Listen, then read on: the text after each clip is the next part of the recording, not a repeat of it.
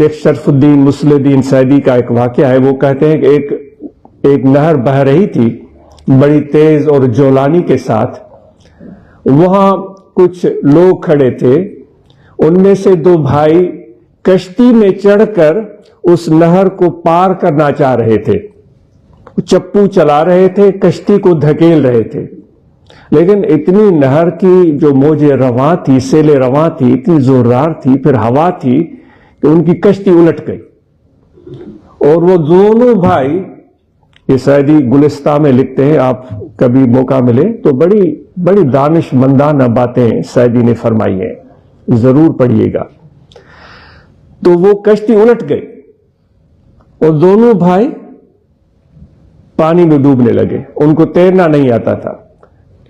ایک تیراک آدمی, میر بہر یا ملاح, وہ وہاں کھڑا تھا. اس نے آؤ دیکھا نتاؤ چھلانگ لگائی اور غوطہ لگایا, اور غوطہ لگانے کے بعد ایک بھائی کو بڑی محنت اور کوشش سے کھینچ کر باہر لایا اور اس کے پھیپھڑوں سے پانی نکالا, اور کافی ٹائم کے بعد اس کو ہوش آیا.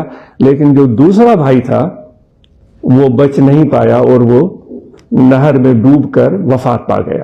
تو ایک عقل مند شخص وہاں کھڑا تھا, ایک سمجھدار شخص, کیونکہ منظر تو ہر وقت ہمارے آنکھوں کے سامنے چلتے ہیں, لیکن ان منظروں میں سمجھدار لوگوں کے لیے بڑی عبرت کے سبق ہوتے ہیں اور ان سے وہ سیکھتے ہیں.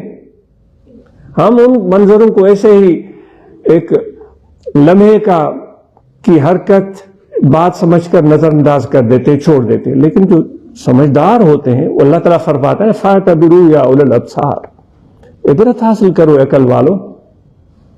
وہ فرماتا ہے کیوں نہیں غور کرتے ہو میری زمینوں میں, اور کیوں نہیں غور کرتے ہو میرے آسمانوں میں. ہم کہاں کرتے ہیں غور؟ ہم زیادہ سے زیادہ یہ کرتے ہیں, آتے ہیں عبادت کرتے ہیں, الحمدللہ یہ بڑی سعادت ہے سربسجود ہونا اللہ تعالیٰ کی بارگاہ میں. لیکن وہ یہ بھی تو فرما رہا ہے کہ میری تخلیق میں فکر کرو. قرآن مجید کو آپ اور ہم پڑھیں نا, خود پڑھیں, صرف مجھ سے یا کسی علامہ یا مفتی یا قاری سے سننے کے بجائے خود ہم پڑھیں. یہ پیغام ہے, اللہ تعالیٰ کا خط ہے تمہاری طرف, میری طرف, ہم سب کی طرف. عقل مند شخص نے بات چلی تھی غور و فکر کی کہ ہر لمحے میں بہت بڑا میسج موجود ہوتا ہے, ہر لمحے. تو اس عقل مند شخص سے رہا نہیں گیا اور اس نے فوراً اس کو کہا کہ اس ملاح کو, بھائی آگے آؤ آگے آؤ. دو بھائی ڈوبے تھے, تم نے ایک کو بچایا. اس نے کہا جناب میرے پاس تو ٹائم ہی اتنا تھا, تم نے انہیں ایک کو پکڑا. تو اس نے اس سے سوال کیا تو ایک کو پکڑا تو پھر یہ بھائی کیوں, وہ کیوں نہیں جو ڈوب کر فوت ہو گیا؟ تو وہ ملاح چپ ہو گیا, کافی سوچنے لگا. اس نے کہا نہیں, اس کے پیچھے کوئی تو وجہ ہوگی کہ تم نے اس شخص کو بچایا, اس کے بھائی کو نہیں بچایا. تو اس نے بعد میں جواب دیا کہ بھائی بات یہ ہے کہ میں بالکل چھوٹا تھا, کم عمر تھا. میں ایک دن کم عمر تھا, گرمی کا موسم, لو چل رہی تھی, اس شدت گرمی کے عالم میں پیاسا تھا اور پیاس کی وجہ سے میں پریشان تھا. تو یہ شخص مجھے درخت کے نیچے بیٹھا ہوا نظر آیا اور اس کے پاس پانی تھا, اس نے ٹھنڈے پانی کا گلاس مجھے دیا تھا. اس کا احسان, جو اس کی مہربانی, اس کی محبت میرے دل میں بیٹھ گئی, جو اس نے میرے ساتھ مہربانی کی تھی. جو دوسرا بھائی تھا وہ ایک دن, میں بچہ تھا, ہمارے ایک ہی گاؤں کے ہیں, ایک دن اس نے بے وجہ میرے ساتھ